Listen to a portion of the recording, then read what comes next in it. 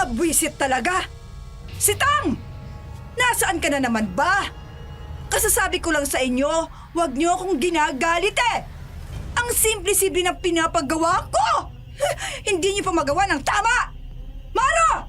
Nasaan ang ate mo? Chang, wala po si Ate Sitang. Hindi pa po dumarating galing sa bayan. Peste talaga yung ate mo. Baka naman kasi lumalandi na yun sa bayan. Hanggang ngayon, hindi pa dumarating. At ikaw naman, Maro, natapos mo na bang pinag-uutos ko sa'yo? Katatapos ko po lang po. Tia Matutina. Oh, kanina mo pa tapos. Bakit ngayon mo lang sinabi sa akin? Akala mo ba matatakasan mo ang gawaing bahay dito? Ha? Hindi naman po sa ganun, Tia. Sasabihin ko naman po sana kaagad sa inyo. Kaya lang po may ginagawa ka po kanina. Kaya hindi ko po agad nasabi sa inyo. Puro kadahilan.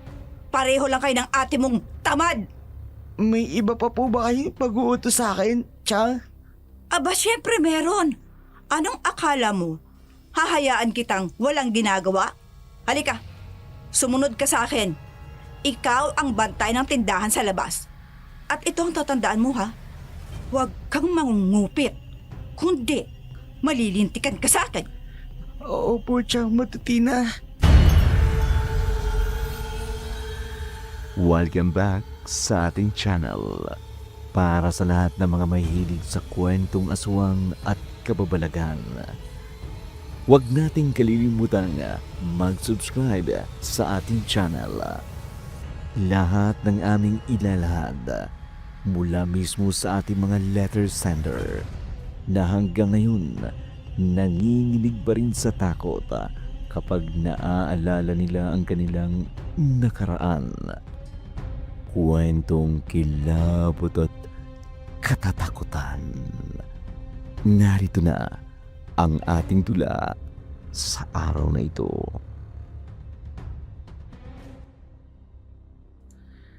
Naiiyak na napatangula lamang ang binatilyong si Maru sa kanyang stepmother na si Matutina. Halos 2 taon na itong kinakasama ng kanilang amang si Pakito. Simula nang mamatay ang kanilang ina dahil sa cancer, ibinuhos ni Pakito ang kanyang buhay sa trabaho at sa pag-aaruga sa kanilang magkapatid. Ngunit isang araw, umuwi si Pakito na may kasamang isang magandang babae, si Matutina. Sa tuwing kaharap nila ang kanilang ama, napakabait at maalaga si Matutina. Subalit, sa oras na umaalis si Pakito, doon lumalabas ang tunay na kapangitan ng ugali ng babae. Inaalila nito si Maro at ang kanyang ate na si Sitang na siyang madalas pagdiskitahan. Katulad na lamang ng araw na yun, galit na galit si Matutina dahil wala pa rin si Sitang. Hindi nagtagal, umalis ito upang pumunta sa inuman. Sa hindi inaasahang pagkakataon, sakto namang dumating si Sitang mula sa bayan. Ayos ka lang ba, Maru? Bakit parang galing ka sa pag-iyak? Pinagalitan po kasi ako ni Tia Matutina eh. Galit na galit siya sa akin. Inahanap ka niya kanina. Ganun ba? Pasensya ka na, Maru. Hindi ko kasi kaagad na ipaubos yung paninda kong mga gulay. Ayos lang, ate. Sanay naman ako Tia Matutina. Nasaan na nga pala si Tia? Ayun, pumunta naman sa sugalan. Alam mo naman yun, kapag ganitong oras sa sugalan talaga diretso. Ay, sa bagay. Wala namang pagbabago sa kanya. Bukod sa masama na ang ugali, sugarol pa. Hindi ko nga alam kung bakit nagustuhan siya ni Itang. Sinabi mo pa, ate. Sobrang bait ni Inang, tapos pinalitan lang ni Itang ng kasing pangit ng ugali ni Tita Matutina. Wala na tayong magagawa, Maru. Nariyan eh. Napailing na lamang si Maro. Tunay na mabait si Sitang, palaging positibo sa buhay.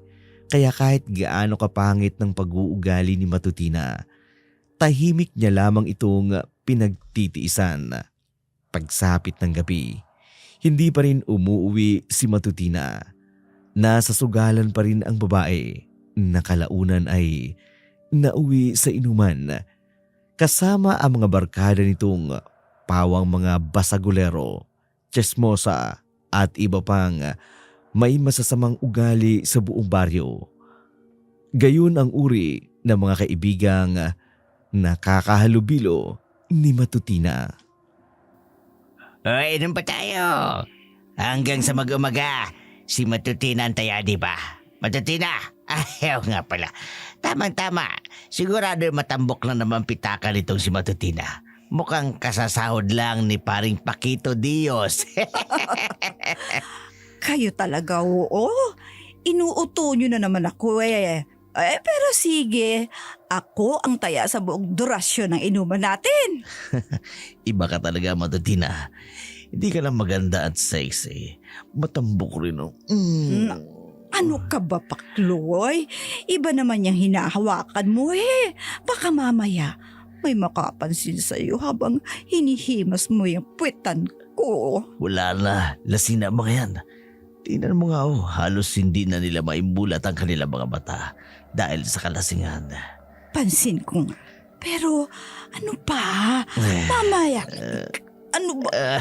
Mamaya na yung kamanyakan mo.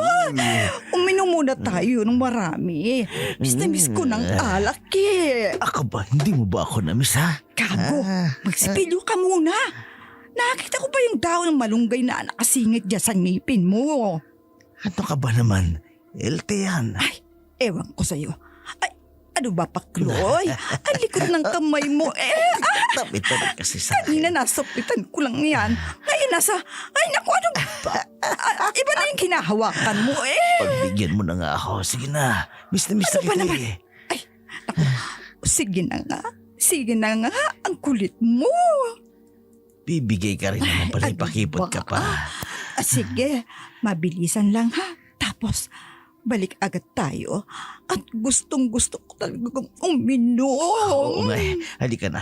Paano tayo matatapos kung hindi pa naman tayo nag-uumpisa? Ikaw talaga.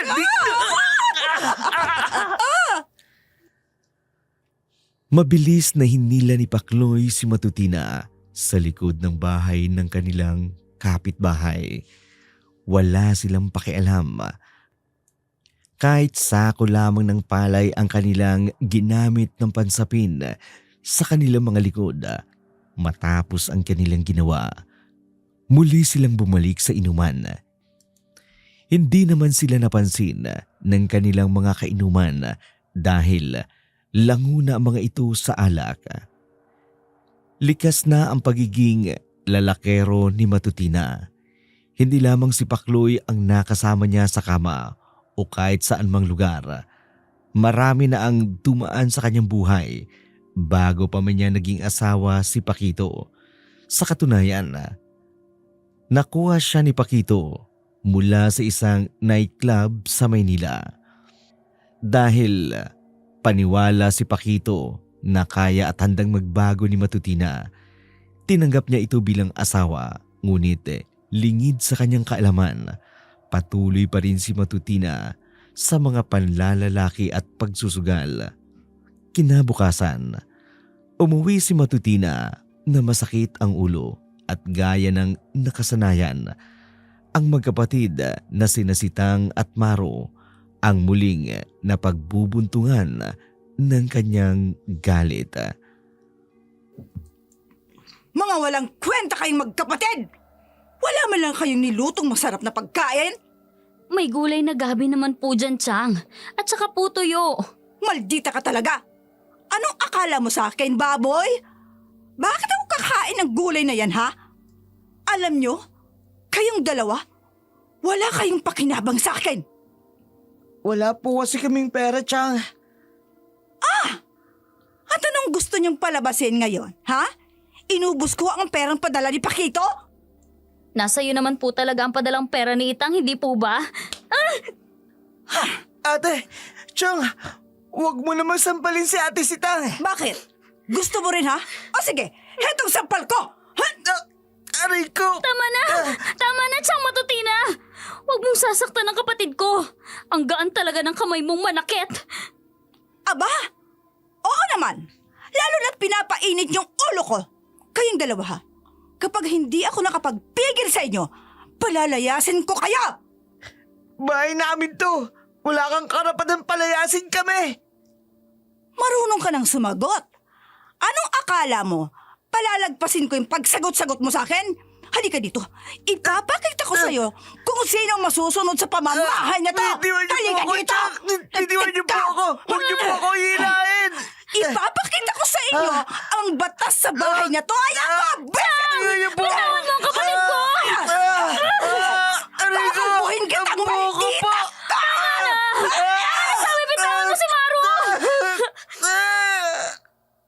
Itinulak ni Matutina palabas ng bahay ang magkapatid na sina Sitang at Maro. Umiiyak si Maro habang hawak ang kanyang buhok. Malakas na hinila ng babae. Pagkatapos ay mariin silang pinagsarhan ng pinto.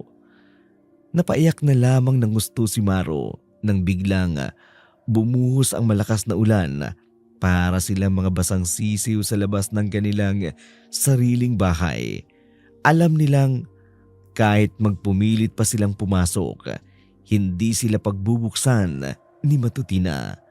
Sinubukan nilang humingi ng tulong sa iba pa nilang kamag-anak, ngunit wala ni isa ang tumulong sa kanila. Galit ang mga ito sa kanilang ama dahil sa paniniwalang ito raw ang paborito ng kanilang mga yumaong lolo at lola noong nabubuhay pa ang mga iyon.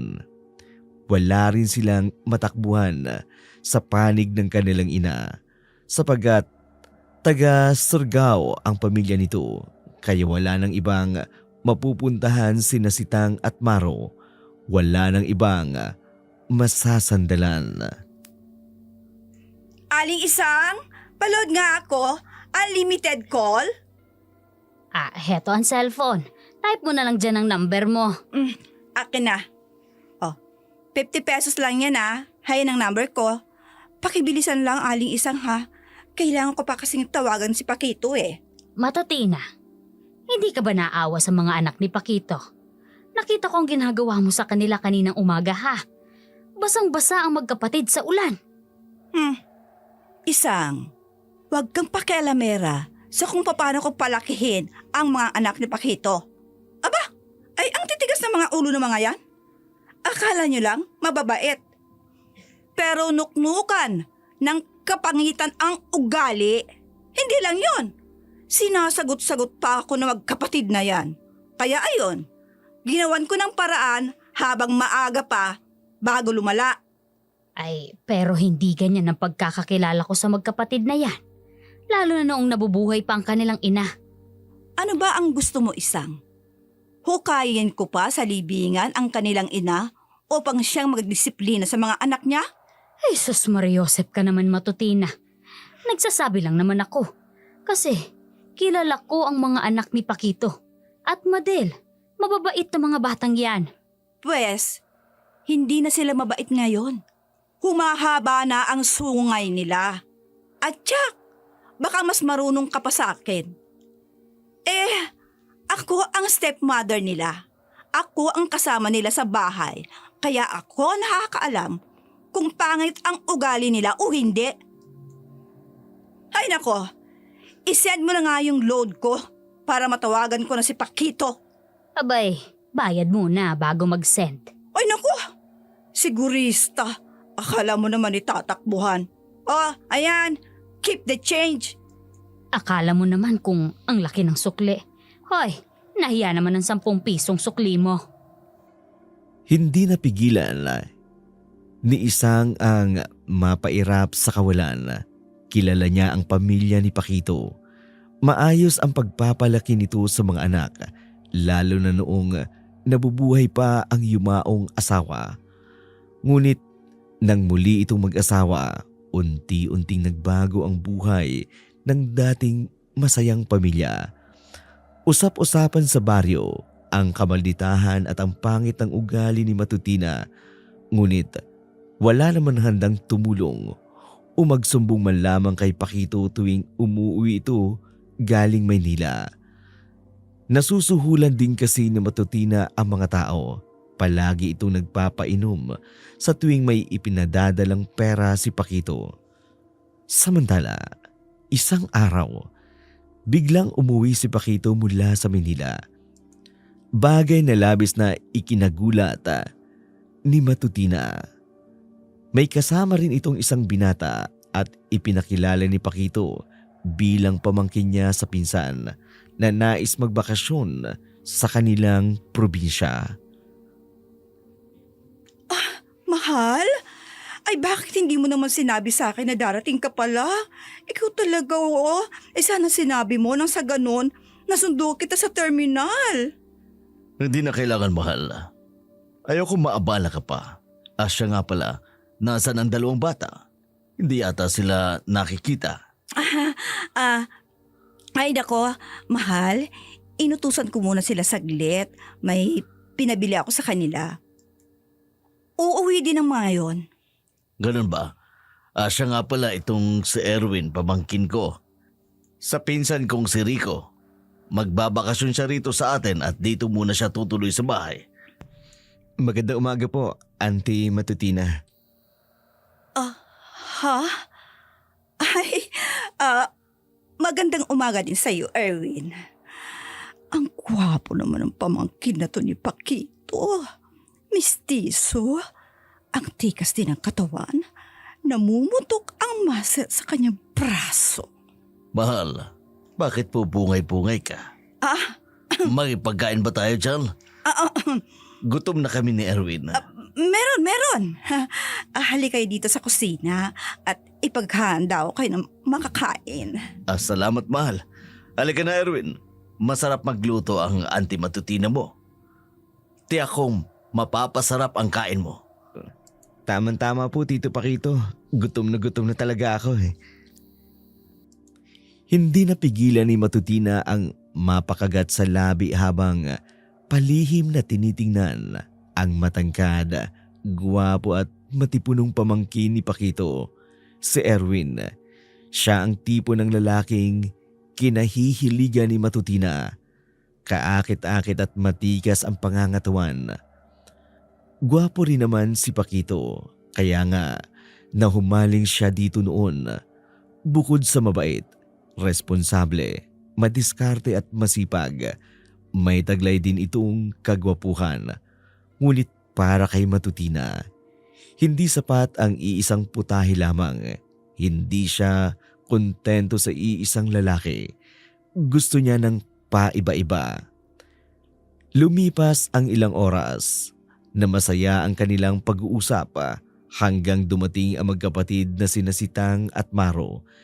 Lihim na napaismid si Matutina sa dalawa. Mula noon, bantay sarado niya na ang bawat galaw ng magkapatid. Sinisigurado niya na hindi magkakaroon ng pagkakataon na makapagsumbong sa kanilang ama. Nahalata naman kaagad na magkapatid ang ipinapahiwatig ni Matutina sa kanilang magkapatid. Kumusta naman kayo dito, mga anak? Hindi niyo ba binibigyan ng sakit ng ulo ang tiya Matutina ninyo? Nako, hindi po, Itang. Hindi po namin binibigyan ng sakit ng ulo. Katunayan nga po, siya po yung... Pakito, mahal, halika na muna sa kwarto natin. Alam mo, miss na miss kita. Gusto sana kitang makausap na tayong dalawa lang. Pwede ba yun, mahal? Oo naman. Kaya lang gusto ko pa sanang makausap itong dalawa. Makakapaghintay naman sila eh. Tsaka, alam kong naiintindihan naman nila, miss na kita. Hindi ba, mga anak? Lalabas po muna ako. Ako rin po.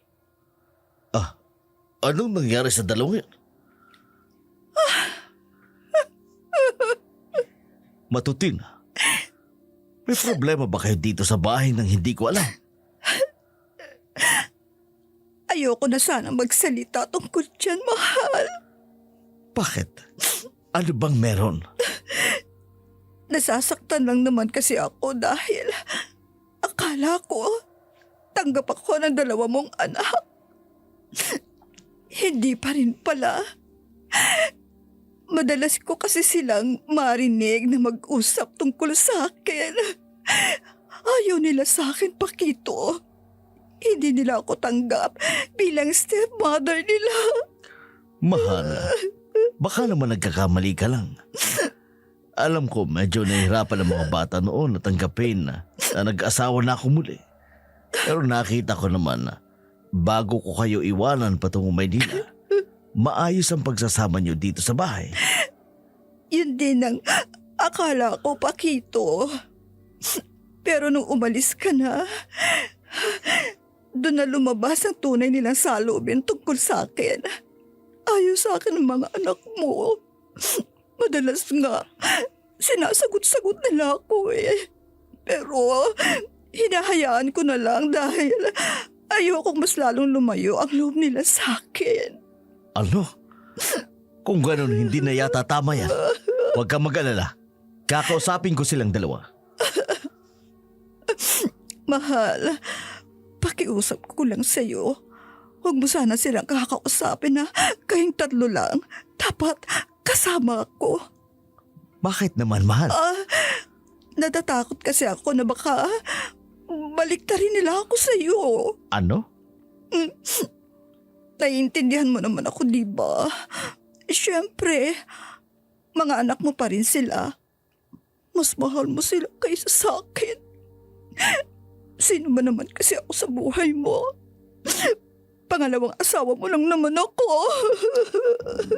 Matuti na hindi totoo yan. Pareho ko kayong mahal. Walang kulang at walang mas nakahihigit. Pantay-pantay ang pagmamahal ko sa inyo. Dahil pamilya ko kayo. Lihim na napangiti si Matutina nang mapansin niya kung paano nag-iba ang mood ng kanyang asawa. Gustong-gusto niyang sirain ang pagsasama at relasyon ng mag-ama. Samantala, natunugan ng magkapatid na sina Sitang at Maro na unti-unti silang sinisiraan ng kanilang madrasta sa kanilang ama. Lalong tumindi ang kanilang hinala nang kausapin sila nito kinabukasan. Nasa tabi ni Pakito sina Matutina. Matalim ang tingin sa kanila. At suwing tatapunan siya ng tingin ng kanilang ama, agad namang ngumingiti si Matutina ng matamis sa magkapatid. Wari, isang mabait na ina sa paningin nito. Wala nang nagawa sina Sitang at Maro. Bantay sarado ni Matutina ang kanilang ama at unti-unti silang nawawala ng boses sa sarili nilang bahay. Nakakainis talaga si Chang Matutina. Nilalaso niya ang utak ni Itang. Nakita mo bang ginawa niya, Ate Sitang? Hindi niya nilulubayan si Itang. Lagi siyang nakabuntot. Pansin ko nga rin eh. Sinungaling siya. Sobrang sinungaling. Kung ano-anong pinagsasabi niya kay Itang. Kailangan makausap natin si Itang. Palagi siyang nakabuntot eh. Kahit saan magpunta si Itang, naroon din siya. Mukhang malalim ang pinag-uusapan niyo, pinsan ah. Kuya Erwin, ikaw pala. Akala ko pumunta ka sa sayawan. Oo nga kuya, bakit narito ka pa? Di na ako tutuloy. Boring naman ang sayawan. Wala naman ako nakita mga babaeng dumayo. Maaga pa kuya, hintayin mo lang, may darating din yan. Huwag na. Tinatabad na ako eh. Ano nga palang pinag-uusapan yung dalawa? Tungkol po sa stepmother namin na sinungaling. Ha? Si Auntie Matutina? Oo kuya, nilalaso niya ang utak ni Itang. Sinisiraan niya kami ni Maru. Ganun ba? Naniwala ba si Tito sa kanya? Mukhang naniniwala sa kanya si Itang. Kinakausap kami ni ate kanina. Balakan sana namin magsumbong. Kaya lang palagi siyang nakabuntot kay Itang. Akala ko pa naman totoong mabuting tao yan si Auntie. Hindi pala. Hayaan nyo. Tutulungan ko kayong mabunyag ang lihim ng babaeng yan. Ano gagawin mo kuya? Naniniwala ba kayo sa kulam? Kulam? Marunong kang mangkulam? Joke lang. Kayo naman ang bilis yung maniwala. Basta, hayaan nyo. Tutulungan ko kayo.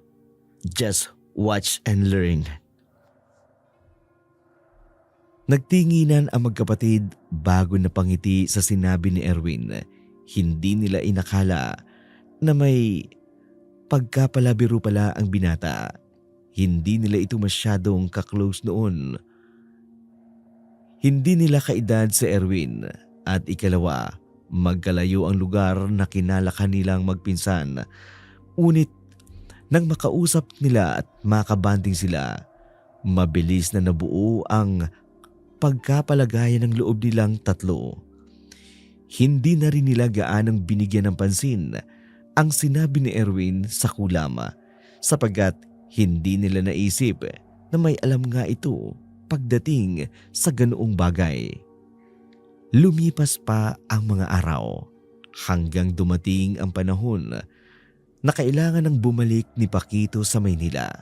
Ngunit nagulat siya nang sabihin ni Erwin na nais muna nitong magpaiwan sa kanilang bahay kung maaari dahil gusto pa raw nitong magbakasyon ng matagal bago bumalik sa lungsod. Wala nang nagawa si Paquito kundi ang pumayag. Naisip din niyang mas mabuti iyon na may kasama ang kanyang 2 anak at si Matutina at may isang lalaking maiiwan sa bahay habang wala siya.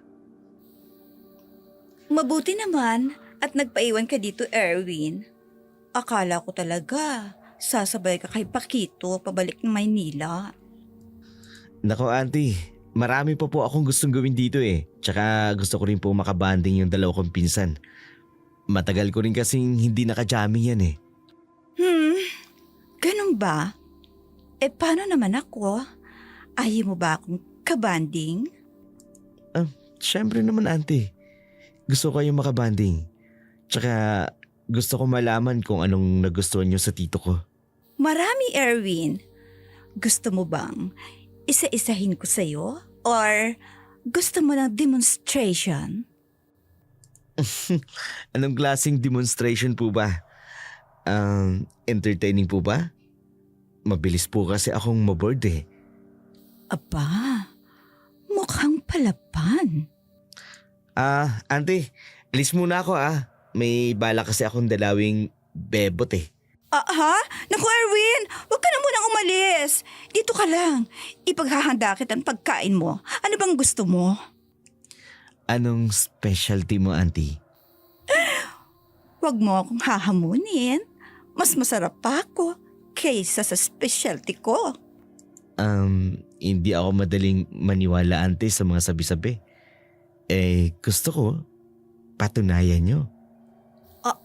Ha? Putahe pa ba ng ulam ang pinag-uusapan natin dito? Bakit? May iba pa tayong pwedeng pag-usapan, auntie? Wala na. O sige, ipagluluto na kita ng specialty ko. Lihim na napangiti si Erwin habang sinusundan ng tingin si Matutina. Halata ang pagkailang ng babae. Kilala niya ang mga babaeng katulad ni Matutina. May edad na, pero naghahanap pa rin ng aliw sa iba't ibang lalaki. Alam niyang gusto siya ng babae. Napansin niya kaagad ang pagnakaw ng tingin nito sa kanya noong unang dating pa lamang niya sa kanyang tito Paquito. Samantala, katulad ng sinabi ni Matutina, may ipinaganda nga siya nito ng ulam na specialty daw nito. Kaagad nitong inihain iyon sa kanya. Kaagad din niyang napansin ang pagpapalit nito ng damit mula sa t-shirt. Naka-strapless na lamang ito at halos malaglag na dahil wala naman halos hinaharap. Maliit lang kasi ang dibdib nito. Pero bumawi na lamang sa laki ng puweta nito na halos pumudok na ang maiksing short sa sobrang laki ng pag-upo nito. Mukha tuloy nakatuwad tuwing nakatalikod ito. Erwin, tikman mo ang luto ko. Masarap yan. Heto. Ipagsasadok kita sa pinggan mo. Sige na nga po, auntie. Titikman ko na. Ayos ka lang ba, Erwin? Gusto mo ba ng tubig? Bakit bigla kang naubo ko? Oo, tubig. Bigyan mo ko ng tubig. Heto ang tubig. Uminom ka muna. Bakit parang tila nagkakandara pa kayo? Langya, pangit ng lasa. Ang sarap nitong... ang sarap po nitong niluto mong dinuguan, auntie. Anong dinuguan? Kaldereta yan, Erwin. Kaldereta ito?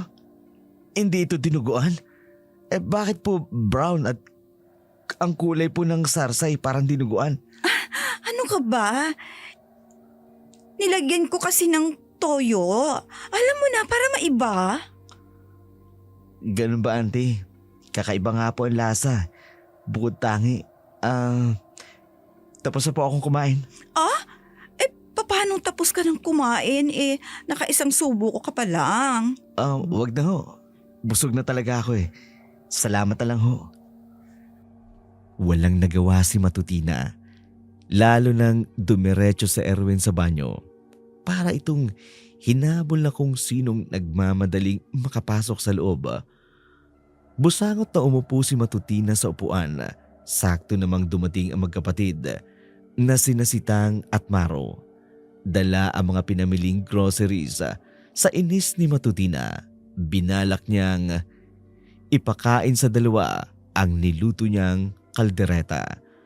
Nagkatinginan naman ang magkapatid bago nagdalawang isip na umupo sa mesa.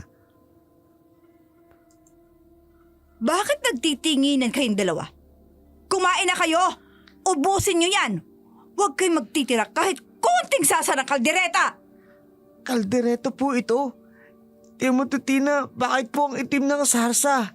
Huwag mo akong sinasagot-sagot ha? Gusto mo bang ibuhos ko yan sa'yo ha, Maro?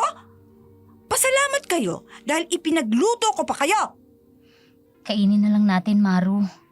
Para makapagligpit na tayo at malinisan natin yung mga isda at gulay na binili natin. Mabuti. Bilisan yung pagkain ha. At hoy!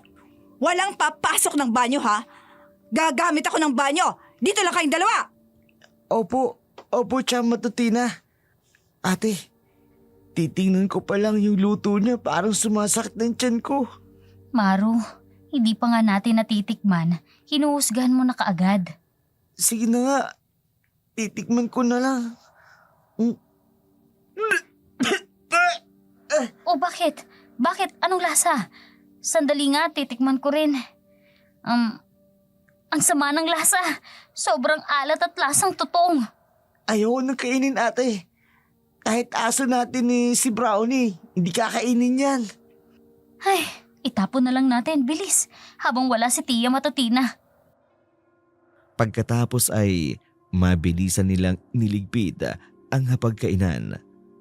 Samantala, si Matutina naman ay may malawak ng ngiti nang tuluyan itong makapasok sa loob ng banyo.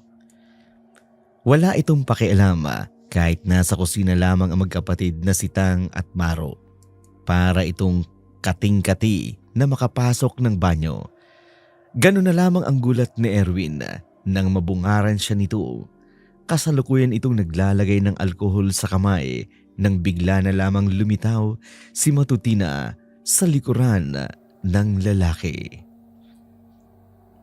Auntie, ano ginagawa niyo dito sa banyo? Bakit pumasok ka rito? Alam mong nandito ako sa loob. Kaya nga ako pumasok kasi alam kong narito ka sa loob. Ikaw ha, hindi mo nilak ang pintuan. Hinihintay mo siguro akong pumasok no? Ha? Hindi auntie, ang kamay mo kung saan-saan ho dumanta po. Erwin, hindi mo naman siguro mamasamain kung sasabihin ko sa'yo ang type kita. Auntie, baka mahuli tayo ng mga pinsan ko ha. Hindi yan. Takot ang mga pinsan mo sa akin. Walang magtatangkang pumasok dito sa banyo. Sige na, Erwin. Naglalaway kasi talaga ako sa iyo eh. pagbigyan mo na ako. Eto, oh, Ano yan? towel ho. Anong gagawin ko sa towel na yan? Eh, sabi mo naglalaway ka sa akin. E di ipunas mo sa laway mo kasi hindi nyo matitikman to. Ano? Walang hiya ka? Ikaw pa tong tumanggi? Ikaw na nga itong pinasok ko dito sa banyo tapos tatanggihan mo ako? Pasensya na, ante. Pero hindi ako pumapatol sa makunat na. Excuse me po. Maglalagay lang po ako ng disinfectant. Antay-kate-kate kasi. Walang hiya ka, Erwin! Bastos ka! Hindi ako papayag na tanggihan mo ako! Eh, tinanggihan na nga kita eh. Anong gusto nyo? Ulit-ulit? Walang hiya ka! Hindi makapaniwala si Matutina sa mga sinabi sa kanya ni Erwin. Halos lumuha ang kanyang mga mata sa inis. Sa galit niya ay padabog siyang lumabas ng banyo. Nagtataka pa ang magkapatid na si Tang at Maro na kasalukuyang naglilinis ng isda nang dumaan sa harapan nila si Matutina. Nagdadabog na lumabas ang babae sa gate. Dumiretso ito sa tindahan ni Isang at bumili ng beer at chicharon. Sakto namang naruroon ang baklang si Lolita. Nagiinuman sila hanggang sa malasing si Matutinay. Dumating si Pakloy. Kaagad itong tumabi sa lasing na si Matutina. Alam niyo, may sasabihin ako sa inyo. Ano yun, Matutina? Nakita niyo naman siguro yung pamangkin ni Paquito, si Erwin. Ay, oo. Ang gwapo-gwapo nga eh. Anong tungkol sa kanya? Anong tungkol sa kanya? Heto, makinig kayo. Si Erwin ay hindi lalaki. Ano? Anong ibig mong sabihin? Bakla siya. Ano? Pareho ko? Ibig mong sabihin, kapederasyon ko siya? Nakakaloka? Type ko pa naman siya. Huwag ka nang umasa, Lolita. Kapareho mo ang hanap niya. Talong din, hindi mani. Matutina, mukhang lasing na lasing ka na yata. Gusto mo ihatid kita sa bahay niyo? Oy, Pakloy, nariyan ka pala. Hindi kita napansin agad. Nakakasakit ka naman ng feelings. Sa pogi kong ito, hindi mo agad ako napansin. Huwag mo nga akong atihan dyan. Hindi ka pogi. Mukha kang bayawak. Hoy, hoy, hoy. Huwag kayong mag-away. Pakloy, ihatid mo na nga yan si Matutina at mukhang wala ng direction eh. Ano ba? Kaya ko pang uminom. Halika na, iuuwi na kita sa inyo. Tumayo ka na dyan. Sige Sige? na nga. Tara na. Hoy, Lolita, maniwala ka sa sinabi ko sa'yo. Bakla si Erwin? Ang liit nung... Parang ballpen lang. Grabe ka, Matutina. Pati ba naman yun? Hindi kita kinakaya, girl. Parang bakla ka pa sa akin eh. Napailing na lamang si Lolita dahil sa mga sinabi ni Matutina. Si Pakloy naman ay mahigpit na nakahawak sa bewang ni Matutina. Walang pakialam ang lalaki sa mga pinagsasasabi ng babae. Alam naman kasi niya na hindi marunong makontento si Matutina sa iisang lalaki. Nasa isip na lamang ni Pakloy ay ang maka-score ng libre sa babae. Katulad ng sinabi ni Pakloy, ihahatid niya si Matutina pa uwi. Pero hindi sa bahay nito, kundi sa kanyang maliit na bahay. Pumasok sila roon. Panay pa ang pagsasalita ni Matutina. Halatang inis ito, pero walang pakialam si Pakloy. Iba ang pake niya kay Matutina. Hindi naman nakatanggi sa kanya ang babae. bumigay din ito kaagad. Kinabukasan, napabalikwas ng bangon si Matutina. Nagmamadali siyang nagbihis. Malamang sa bahay ni Pakloy siya nakatulog. Iniwan niya ang lalaking humihilig pa sa katre. Sa kabilang banda naman, inis na inis si Erwin dahil sa nalamang ipinagkakalat ni Matutina na isa siyang bakla. Kaya basid tuloy siya sa babaeng nililigawan niya. Auntie, mag-usap nga tayo. Bakit? Nagsisisi ka na ba na tinanggihan mo ko? Bakit naman ako magsisisi? Hindi ka naman nakapanghihinayang natanggihan. Abat, sumusobra ka na. Ikaw ang sumusobra na. Bakit mo pinagkakalat na bakla ako, ha? Alam mo, dahil sa ginawa mo, binastid ako ni Maria. Buti nga sa'yo. At saka totoo naman eh. Totoo ang sinabi ko. Sino ba namang matinong lalaki na tatanggi sa isang katulad ko? Wala pang lalaking umayaw sa akin, Erwin. Ah, ganun. Nasaktan ko ang pride mo. Pwes, ito ang tatandaan mo, Matutina. Magbabayad ka sa ginawa mong paninira sa akin. Pagbabayaran mo ang kasinungalingan mo. At anong gagawin mo, ha? Isusumbong mo kay Pakito? Erwin, kayang-kaya kitang baliktarin. Tingnan ko lang kung hindi ka itakwil ni Pakito. Hindi ka lang malanding matanda. Oh. Sinungaling ka ba? Akala mo ba hindi ko nakikita kung paano mo pinagmamulupitan ang mga pinsan ko? Huwag mo akong takutin, Erwin. Dahil hindi ako natatakot sa'yo. Hindi kita tinatakot!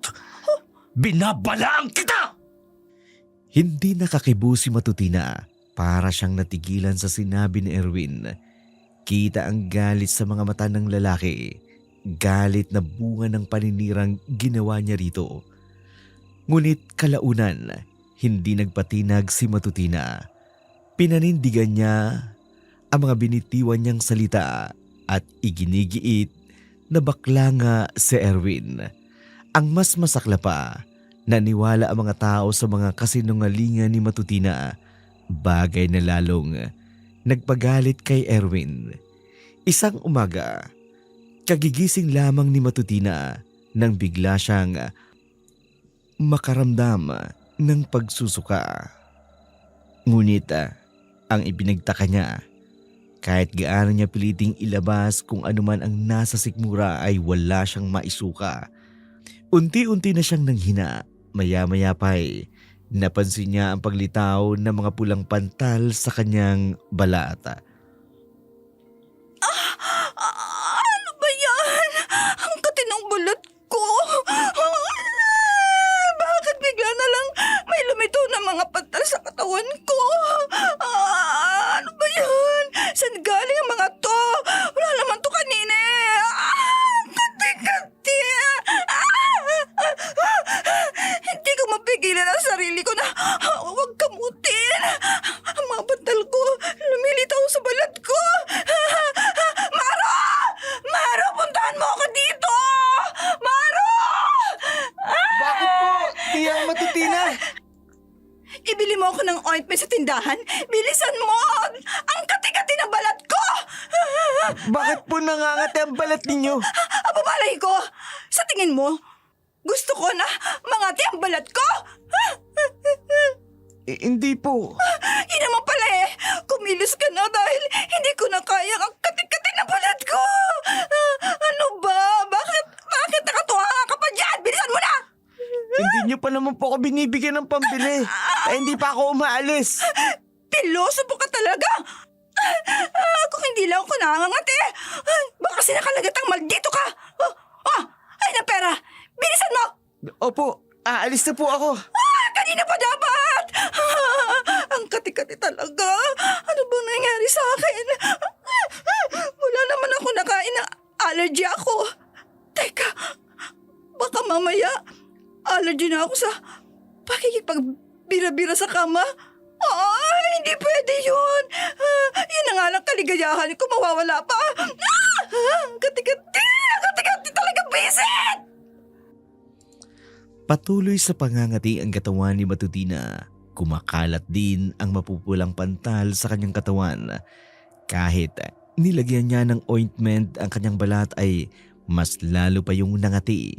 Hindi lamang iyon, para din siyang nilalagnat sa sobrang init ng kanyang pakiramdam. Para siyang sasabog sa init ng kanyang katawan. Para bang may hinahanap siya na hindi niya malaman na kung ano. Sumapit ang hapon. Umalis siya sa kanilang bahay at unti-unting kumalat ang dilim sa paligid.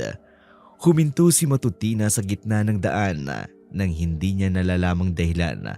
Sakto namang paparating si Pakloy. Kumakanta-kanta pa ito sa kalasingan. Napahinto ito nang may matanaw sa daan. Ikaw pa rin ang hanap ng pusong ligaw. Ikaw ang patutunguhan at pupuntahan. Pag-ibig mo ang hanap ng pusong ligaw. Teka lang. Si Matutina ba yan? Pero bakit siya nakatuwad sa gitna ng daan? Teka nga. Hoy, Matutina. Anong nangyayari sa'yo at bakit nakatuwad ka dyan sa gitna ng daan? Sandali. Bakit ganyan ang ungol mo? Tinutubol ka ba? Teka, parang ungol lang isang gutom na hayop. Walang hiya ka! Totoo ba itong nakikita ko? Patungo siya rito sa kinatatayuan ko habang nakatuwad pa rin. Matutina! Hindi magandang biro yan. Kating-kati ka na. Pwede na makitang dalhin sa talahiban. Bigla siyang nawala. Nagpalit agad yun. Naging isang malaking baboy. Tumutulo ang laway niya at susugurin niya ako. Aswang! Tulong! Mga kapitbahay! Kung may bahay man dito, tulungan niyo ako! Sinasalakay ako na aswang! Mga kapitbahay, may humingi ng tulong sa bandang yon. Tingnan natin! Dalan nyo! Sige! Tayo na! Tingnan natin mga kasama! Nilala pa ako ni Matutina! Dito! Sa bandang to! Mga kasama! Dalian nyo! Bakit walang lalaki sumunod sa atin? Bakit puro makakabandingan na nandito, ha? Ay, sus Mariusep! Si Pakloy! Narito at sa kaganyang sikmura at mukhang kamamatay lang! Nakikita nyo ba ang nakikita ko? May isang napakalaking baboy! Sa unahan! Duwaan ang bibig niya! Diyos ko! May aswang dito sa baryo, Camille! At siyang pumatay kay Pakloy! Hanapin natin ang aswang! Kailangan mapaslang ang aswang!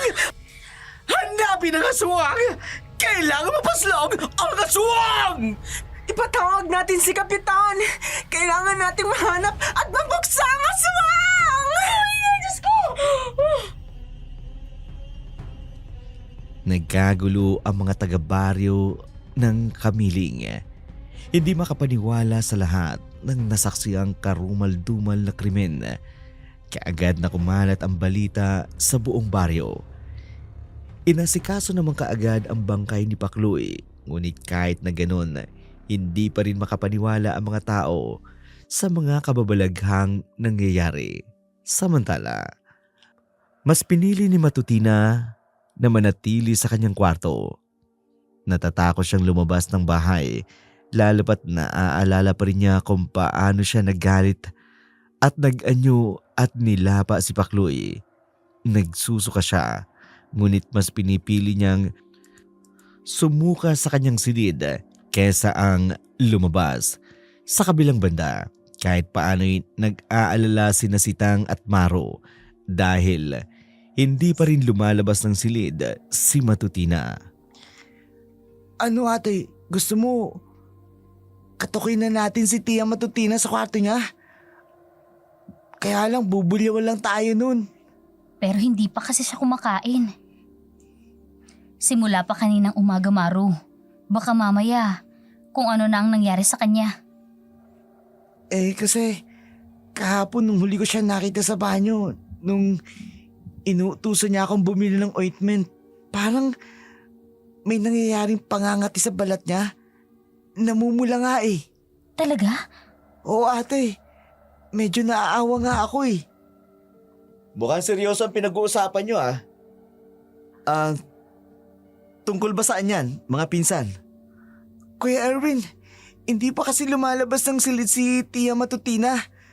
Nag-aalala na kami ni Ate Sitang. Hayaan nyo ng stepmother nyo. Lalabas din yan kapag gusto niya. Isa pa, bakit ba kayo mag-aalala sa kanya? Wala namang pagmamalasakit yun sa inyo. Kahit na po kuya, tao pa rin husit siyang Matutina. Kargo pa rin ang konsensya natin kung may masamang mangyayari sa kanya. Ano namang masamang mangyayari sa kanya ha, Aber? Sabi kasi nitong ni Maru, huling beses niya makita si Chang kahapon, parang may nararamdaman. Nangangati raw ang buong katawan niya, kuya.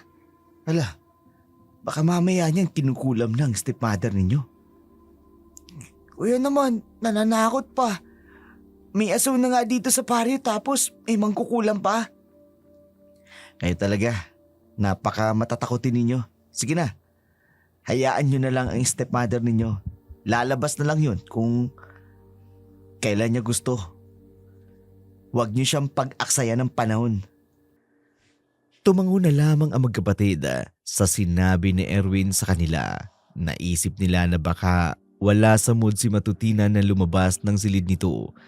Kaya naman, nagpasya na lamang silang huwag nang pansinin ang kung anumang trip ng kanilang malditang stepmother. Nang sumapit na ang gabi, maagang nagluto si Sitang. Balak niya kasing maaga silang matulog at magpahinga ni Maru para kapag naisipan ni Matutina ang lumabas ng kwarto, hindi na sila makapang-aabot pa. Mabilis nilang tinapos ang pagkain ng hapunan at pagkaligpit ng mga pinagkainan at mga kailangang ayusin. Pumasok na sila sa kanilang silid. Nang lumalim na ang gabi, biglang nagising ang magkapatid dahil sa malakas na kalabog sa loob ng kanilang bahay. Ate, napakalakas ng kalabog. Baka may nakapasok dito sa bahay natin, Maru. Baka pusa lang ate. Imposibleng pusa. Ang lakas ng kalabog na yun, Maru. Sandali, sisilipin ko dito sa siwang ng pintuan natin. Pero ate, natatakot ako. Baka mamaya may nakapasok dito sa bahay natin na aswang. Shh! Huwag kang maingay. Dito ka lang. At unti-unti akong sisilip dito kung saan nanggagaling ang kalabog na naririnig natin. Ano ate? May nakikita ka ba? Maru! Sa sahig! Tingnan mo! Patingin nga. Ate, ang daming dugo. Butas din ang bubungan natin ate. Narito ang aswang sa loob ng bahay natin, Maru! Huwag kang maingay. Baka marinig tayo ng aswang. Si Kuya Erwin nasaan siya? Kailangan natin ng tulong ni Kuya Erwin. Hindi ko alam kung nasa si Kuya Erwin. Alam mo naman na palaging umaalis yun kaya wala tayong ibang mahihinga ng tulong kung sakali man. Ate, natatakot na ako. Ate, narito na ang aswang. Pilit yung pinubuksan ng pintuan ate. Anong gagawin natin ngayon? Hindi ako papayag na mabiktima niya tayo. Sa bintana, dyan tayo dadaan. Bilisan mo! Buksan mo ang bintana, Maru! Oo ate. Ayan, nabuksan ng bintana. Ate! Narito ang aswang sa labas ng bintana! Ang aswang! Pilit niya hinihila si Maru! Bitawan mo ang kapatid ko! Aswang ka! Bitawan mo siya! Nabitiwan niya ako ate! Halika na! Lumabas na tayo dito sa bahay! Humingi tayo ng tulong sa mga kapitbahay! Bilisan mo, Maru! Opo! Opo! Tumakbo palabas ang magkapatid. Takot na takot ang mga ito, pero mas nangingibabaw sa kanila ang panalangin sa Diyos na sana'y huwag silang maabutan ng aswang. Nakarating sila sa gitna ng daan, malapit sa kanilang mga kapitbahay. Kumatok sila sa bahay ni Isang. Ilang beses silang kumatok. Bago lumabas ang matanda, kasunod nito'y si Erwin at ang apo ni Isang na si Maria. Sa takot ni Isang ay pinapasok nito si Maria sa silid nito. Hindi pa man sila nagtatagal sa labas ay nasundan na sila ng aswang. Pumasok na kayo dito sa loob ng bahay. Bilis! Nasundan kayo ng aswang! Oo, kuya! Teka, yan ang aswang. Nagpapalit siya ng anyo bilang isang malaking baboy. Tama kasi Tang, ang aswang din na yan ang lumapa kay Pakloy. Ito na ang katapusan mong aswang ka. Papatayin ka namin. Mga kasama! Mga kapitbahay! Huliin ang aswang na yan! Huwag nating hayaang makatakas ang aswang! Hulihin yan! Hulihin niya! Hulihin natin ang aswang! Batuhin natin ang asin at ng pangontra! Tara! Sige! Batuhin ang aswang! Batuhin! Sandali! Hindi sapat ang batuhin lang. Kailangan mahuli natin ang aswang para malaman natin kung sino ang aswang na yan. Tama! Tama! Mga kasama! Tumatakas ang aswang! Sandali, habulin namin. At ikaw na bakla ka, huwag ka na kekembot-kembot pag nagsasalita. Habulin natin! Kailangan mahuli natin ang aswang. Tayo na mga kasama! Tugisin natin ang aswang! Tugisin natin! Tayo na! Patungo ang aswang sa gubat! Bilisan niyo mga kasama! Bago patuloy yung makawala ang aswang na yun! Ako bakla pero hindi ako kumikembot-kembot! Matigas ito! Hoy! Sumama ka na! Kuya Erwin, mag-iingat po kayo. Huwag kang mag-alala, pinsan. Hindi kami maano. Basta huwag kayong aalis ang bahay na ito ni Aling Isang. Opo, Kuya Erwin. Mabilis na tumalima ang mga taga-baryo sa kanila at sinundan nila ang aswang hanggang sa kasukalan ng gubat. Doon ay na-corner nila ang aswang na nagbabalak pa itong muling tumakas. Sinalakay nito ang isang residente dahilan upang malubha iyong masugatan. Kaagad namang napaatras ang iba pa dahil sa takot na makita kung paano sumalakay ang aswang. Pero natigil sila nang biglang paluin ni Erwin ng malaking 2x2 ang aswang. Dahilan upang matumba ito sa lupa. Bilisan nyo! Itali ninyo habang mahina pa siya. Kailangan, huwag niya tayong matatakasan pa. Itali natin ang aswang na yan! Leche! Higpitan niyo ang pagkakatali niyo ha sa kanya para wag na siyang makawala pa! Tama, bilisan nyo. Kailangan madala natin siya sa simbahan. Bilisan nyo mga kasama! Sige! Si Ditoy, malubha ang sugat niya. Kailangan niya rin madala sa ospital. Bakit kayo mga baklang sumama sa akin? Huwag mo na itanong. Basta tutulungan ka namin. Ayaw ka namin papahamak. Sayang gwapo ka pa naman. Pagtulungan na lang natin. Nadali si Mang Ditoy sa pagamutan. Ang iba natin mga kasamahan ang siya magdadala sa aswang sa simbahan. Kayo mga bakla, kayo na magdala sa kanya. Pwede ba? Okay! Nagulantang ang mga residente. Itinali nila ang walang malay na aswang at dinala sa simbahan. Ang sugatang residente naman na sinalakay ng aswang ay dinala kaagad sa paggamutan. Malaki naman ang pasasalamat ng pamilya nito dahil nakaligtas ang lalaki. Samantala, kinabukasan, agad na nagtipon-tipon ang mga tao sa labas ng simbahan upang malaman kung sino ang aswang sa kanilang baryo. Ganun na lamang ang gulat ng lahat nang unti-unting magpalit ng anyo ang aswang sa kanilang harapan. Ay Diyos ko, si Matutina ang aswang. Ate, si Tia Matutina ang aswang. Papaanong nangyaring naging aswang si Tia Matutina? Anong ginawa niya sa akin? Bakit nakatali ako? Pakawalan niyo ako dito! Anong karapatan niyo itali ako dito? Ano ba? Pakawalan niyo ako dito! Hoy! Aswang ka? Ikaw ang aswang na pumatay kay Pakloy! Kailangan mong managot sa pagpatay mo kay Pakloy, Matutina! Che! Tumigil ka, bakla ka! Tumahimik kayo! Hindi ako aswang at lalong-lalo hindi ko pinatay si Baklay! Ano ba? Pakawalan niyo ako dito! Kapag hindi niyo ako pinakawalan, malalagot kayong lahat sa akin! Muntik mo na kaming patayin, Tia Matutina! Kayo magkapatid, walang hiya kayo? Pakawalan niyo ako dito! Kung hindi, malalagot kayo sa aman niyo! Sisiguraduhin ko, itatakwil kayo! Hindi mangyayari yan, Matutina. Hindi ko hahayaang mangyari ang mga bagay na gusto mo. Aswang! Ha! Bakla! Pakawalan niyo sabi ko dito! Ano ba? Sabi na hindi ako aswang! Napasigaw si Matutina, ngunit walang tumulong sa kanya.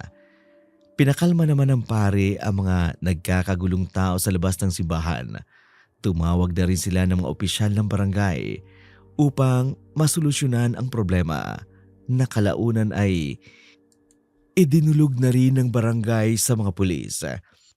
Sinampahan ng pamilya ni Pakloy si Matutina ng kaso sa salang pagpatay sa lalaki. Labis ang pagmamakaawa ni Matutina. Napalabasin siya ng kulungan hanggang isang araw. Sinabi ng isang jail guard sa kanya na may taong gustong kumausap sa kanya. Kumusta, Matutina? Oh, Pakito, mahal, Pakito, mabuti naman nandito ka na.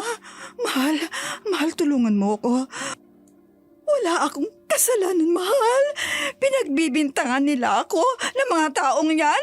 Naiinggit kasi sila sa akin, Pakito. Dali na. Hanggang ngayon ba'y nagsisinungaling ka pa rin? Anong ibig mong sabihin? Alam ko na ang lahat, Matutina. Wala ka nang maililihim pa sa akin. Maniwala ka sa akin. Huwag kang magpapadala sa mga chismis ng mga tao sa baryo. Sinisiraan nila ako sa'yo. Gusto nilang maghiwalay tayo. May ebidensya ako. Pinadalan ako ng video ni Erwin noong mga araw at gabi na nakikipag-inuman ka't nakikipagkita ka kay Pakloy. Ano? Hayop na Erwin na yun? Siya pala ang may gawa ng lahat kung bakit mo nalaman ang pangaliwa ko sa'yo. Oo. At nagpapasalamat ako sa pamangkin ko. Dahil sa kanya, nalaman ko ang mga kawalang hiya ang ginagawa mo sa mga anak ko. Ang mga panluloko mo sa akin. At lahat ng kasinungalingan mo. Hindi, Pakito. Parang awa mo na. Asawa mo pa rin ako. Sabi mo sa akin, mahal mo ako. Sabi mo, nadamayan mo ako sa hirap at ginhawa. Pakito, eto naghihirap ako dito sa kulungan. Tulungan mo naman ako makalaya dito. Dito ka nababagay. Ang mga katulad mong sinungaling. Makating babae. Manloloko. Nararapat lang na magdusa ka. Pasalamat ka't mabait pa rin ako sa'yo. Hindi ko tuluyang ipinapatay ka sa mangkukulam. Ginawa ka lang niyang aswang. Ano? Ikaw ang dahilan ng pagpangit ang balat ko at ang pagiging aswang ko? Ikaw? Sino pa nga ba ang inaakala mo? Sa tingin mo ba'y palalampasin ko ang lahat ng katarantaduhang ginagawa mo sa pamilya ko? Hayop ka! Walang hiya ka! Papatayin kita Pakito! Kaya ng pamilya mong isusunod ka! Magbabayad ka sa ginawa mong ito sa akin! Yan ay kung makalalabas ka pa rito. Dito ka na magdurusa, Matutina. Hindi ka makalalabas sa kulungan. Hindi! Magbabayad kayo! Hindi ako titigil hanggat hindi ako nakakaganti sa inyo! Iniwan ni Pakito si Matutina habang nagwawala ang babae sa galit. May awang nararamdaman kahit paano si Pakito kay Matutina. Pero sa tuwing naaalala niya ang lahat ng kasinungalingan at panluloko nito sa kanya ay natabunan iyon ng galit. Ipinatigil niya ang pangkukulam sa babae pero hindi natigil ang pagkauhaw ni Matutina sa dugo at pagiging hayok sa lalaki. Kaya naman, inilipat ang babae sa mental hospital at doon ito tuluyang nabaliw. Lumipas pa ang mga taon. Nabalitaan na lamang nila namatay na si Matutina dahil sa sakit na cancer.